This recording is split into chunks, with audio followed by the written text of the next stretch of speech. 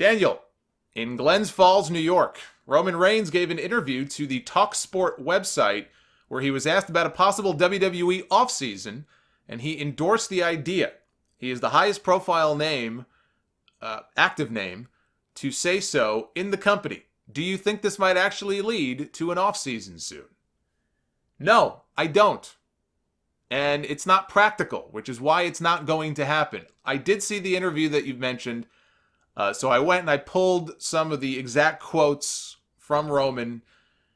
He said, this is what he said. He said, "I'm never opposed to trying something new. Unfortunately, we don't have an offseason like most sports or other forms of entertainment, but I think if we could make it work, it would give a great benefit to our performers and our fans as well.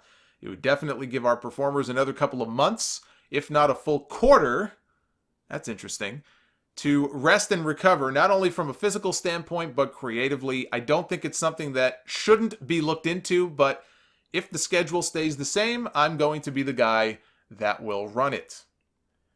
There is nothing that, and by the way, that's a very odd way to phrase that. I don't think it's something that shouldn't be looked into. Meaning he thinks they should look into it. I'm not sure why he didn't just say that. Everything he said is valid.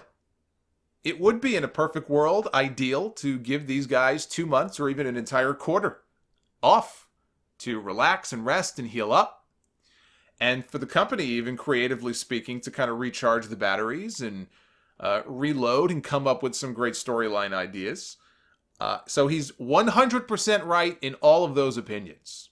Let me just say that up front. It is a great idea in theory. I have been asked about an off-season many times in the almost 12 full years now that I've been doing this podcast. It always comes up, and my answer has not really changed much from the first time I addressed this in 2010, when I first talked about how I would handle it.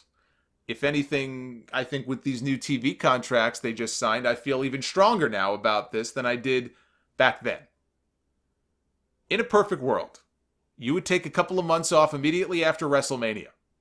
WrestleMania is their Super Bowl. It is their World Series. After the Super Bowl and the World Series, those leagues have an off season. Okay, so that's how it should work. And I think actually you do it twice a year. After WrestleMania would be a good time. Another good time to consider would be after the Survivor Series. That whole holiday period is a total dead zone for WWE until the Royal Rumble. You could do it then. Better yet, 2 off seasons. 6 to 8 weeks each. That's how you would do it. It's not practical. You can't do it. Can't do it.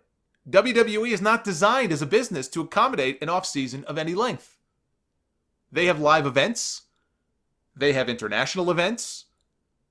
And more importantly, and this is what people forget, whenever they talk about an off-season, they conveniently leave this part out, and this is the most important part.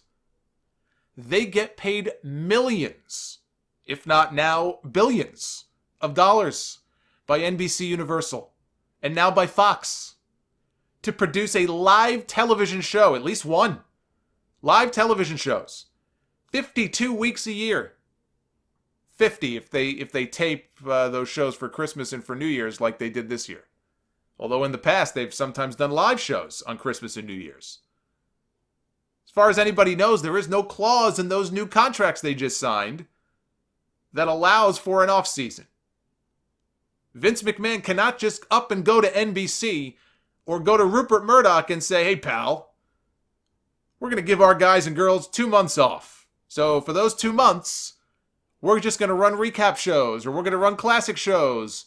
We're going to show the 1992 Royal Rumble every week, or we're going to have a talk show to build to the start of our new season."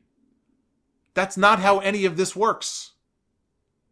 They are being paid for live programming year-round. Because even though their ratings are not what they used to be, WWE still gets higher ratings than most other shows on cable.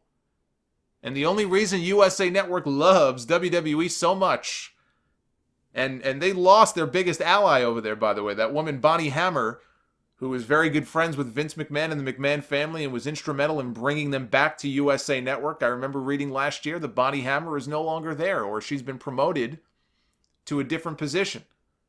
And she was their staunchest ally. Now, they signed the new contract anyway, so they're good to go for a while, but that could be an interesting story to watch down the road. But the reason USA loves WWE so much is because it allows them to still occupy the top spot most weeks of the weekly cable rankings. You take WWE out of the equation, I think USA drops down the list a whole bunch of spots, and that's not good when it comes to their advertising rates. It's just a bad look for them. They will never, ever let that happen. Never. So instead of talking about an off-season like everybody can just kind of will it into existence, maybe if enough people start talking about it, it'll just happen. Jiminy fucking Cricket is not going to sing When You Wish Upon a Star and make it come true. Instead of advocating for something that has zero chance of happening, the smart thing to do would be to talk about a system of rotating talent out for mandatory time off.